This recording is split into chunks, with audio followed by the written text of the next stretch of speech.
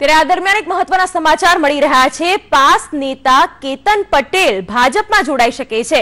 પાસના convener છે કેતન પટેલ। ભાજપના મુખ્ય કાર્યાલય કમલમની તેઓએ મુલાકાત લીધી છે।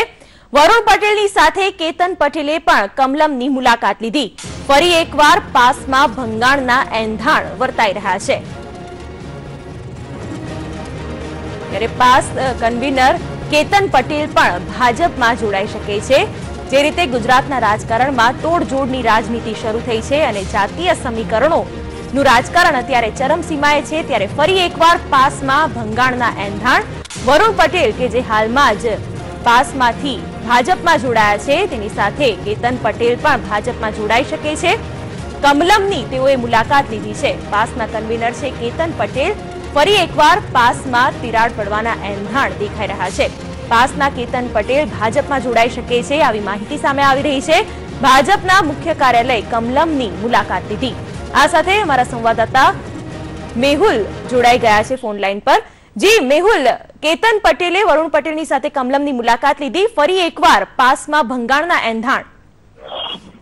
જી, જેવી પ્રમાણે પાસમાં જે ભંગાણ અત્યારે સામે આવી રહ્યા છે, જે પ્રમાણે અનામત આંદોલન માંગવા નીકળ્યા છે ઘણા બધા પાસના કન્વીનરો હતા, તેમાં કેતન પટેલ તેમજ ચિરાગ પટેલના જે મુખ્ય નામો હતા તેમાં કેતન પટેલ આજે ભાજપ કાર્યાલય ખાતે જોવા મળ્યા હતા। ભાજપ કાર્યાલયના જે અધ્યક્ષની જે કેબિન છે જીતુભાઈ વાઘાણી, તે કેબિન અંદર બેઠા હતા। સાથે સાથે આ કેબિનની સાથે વરુણ પટેલ જે થોડા દિવસ પહેલા તે ભાજપમાં જોડાયા છે તે પણ ત્યાં હાજર હતા।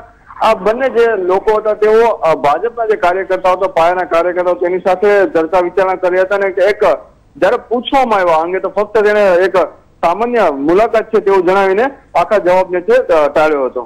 જી મેહુલ, જે રીતે હોર્સ ટ્રેડિંગના આક્ષેપો લાગી રહ્યા છે વરુણ પટેલ પર, જે રીતે આખો એક અલગ જ જે દ્રશ્ય છે એ રાજકારણનું અત્યારે સામે આવી રહ્યું છે, તેવા સમયે પાસ કન્વીનરની આ મુલાકાત છે। બીજી તરફ હાર્દિકે પણ હવે ભાજપ સરકારને ઘેરવાનું શરૂ કર્યું છે।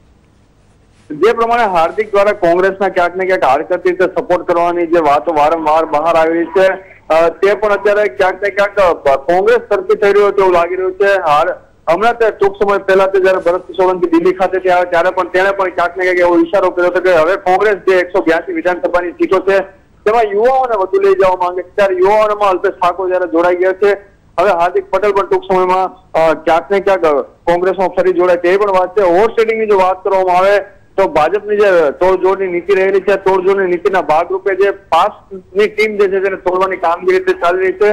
નરેન્દ્ર પટેલ દ્વારા જે ખુલાસો કરવામાં આવ્યો 10 લાખ રૂપિયાની જે નોટો બતાવવામાં આવી અને 1 કરોડની જે ડીલિંગની વાત હતી તે પણ ક્યાંક ને ક્યાંક સામે આવી છે। સંદેશે પહેલો ખુલાસો કરેલો આ ઓડિયો જે આખી ક્લિપ જે જાહેર કરેલી, તો ક્યાંક ને ક્યાંક જે તોડજોડની નીતિ છે, પાસમાં તોડવાની જે નીતિ છે તે ભાજપ દ્વારા કરવામાં આવી છે, તે હજી પણ ચાલુ છે। જી મેહુલ, આભાર સમગ્ર અપડેટ્સ બદલ। તો પાસના કેતન પટેલ જોડાઈ શકે છે ભાજપમાં, કમલમની મુલાકાત લીધી કેતન પટેલે।